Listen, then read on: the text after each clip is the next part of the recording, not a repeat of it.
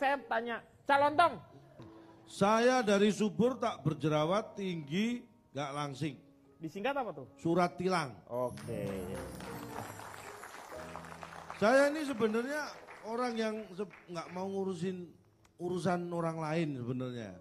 Kalau wacana yang tadi dikatakan, orang tua yang mengizinkan anaknya pakai kendaraan. Itu kalau terjadi sesuatu yang ditilang orang tuanya. Iya. Nah ini menurut saya sudah salah. Kok salah gimana? Berarti kita mengizinkan seorang anak di bawah umur mengendarai sepeda motor. Baru kalau sampai terjadi apa-apa, yang tanggung jawab orang tuanya.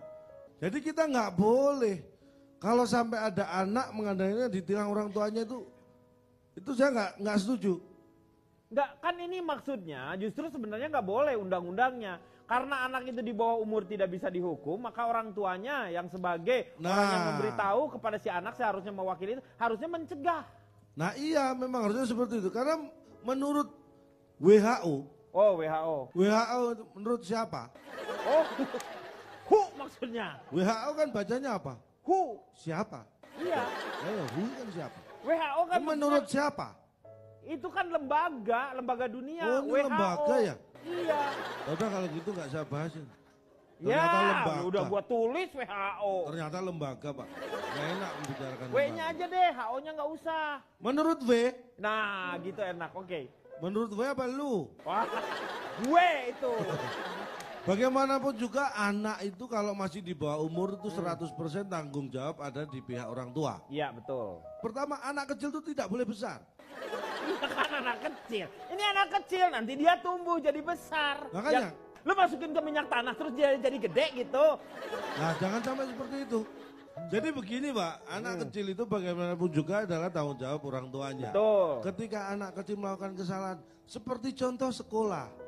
Ketika seorang murid, siswa SD, SMP itu ya, melakukan kesalahan, yang dipanggil oleh pihak sekolah, orang tuanya. Iya betul, orang tuanya.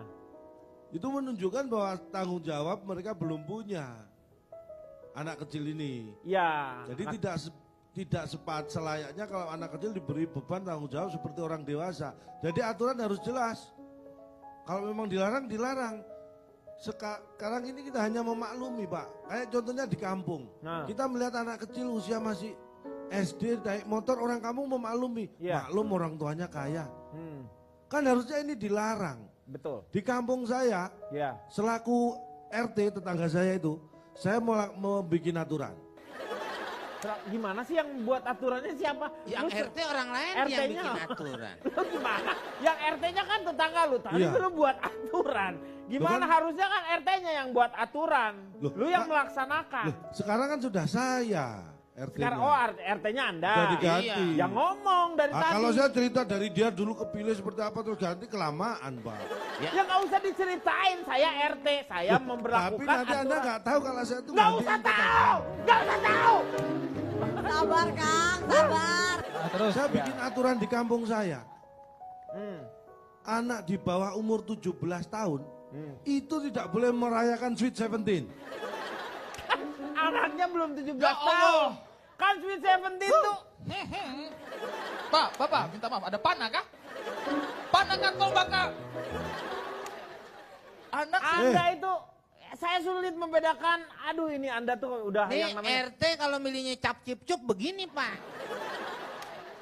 Itu tadi pertama.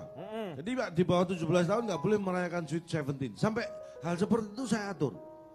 Kemudian saya menanamkan bahwa nggak peduli kaya, nggak peduli ekonominya sedang-sedang. Saya bikin aturan di RT saya. apa itu aturannya? Sampai makan pun saya batasi. Makan sehari ini cukup 2 kali. Kalau yang biasa kan 3 kali. Ya, ini 2 cukup kali itu 3 apa? kali. Hah? Cukup 2 kali. 2 kali itu apa makan aja? siang dan makan malam. Loh, paginya? Cukup sarapan. Nggak perlu makan. Itu makan! Itu makan! Makan pagi! Istilahnya sarapan!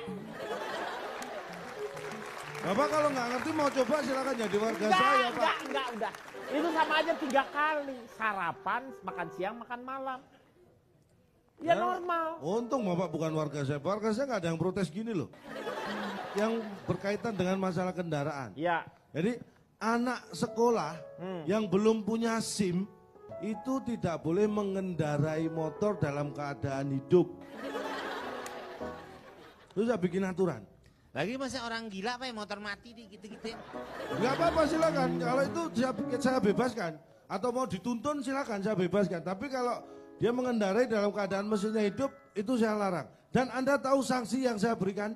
Apa? Saya matikan mesinnya. Ada mati. Loh, Bapak itu koruptor dihukum mati aja banyak yang protes. Ini mesin saya matikan loh.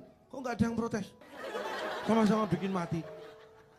Kan mesin motor. Kalau mesin motor boleh dimatikan. Sudah. Pak, ada panah betul kan kita mati dia saja, Pak. Dia saja sudah. Kalau motor dimatikan ya nggak apa-apa.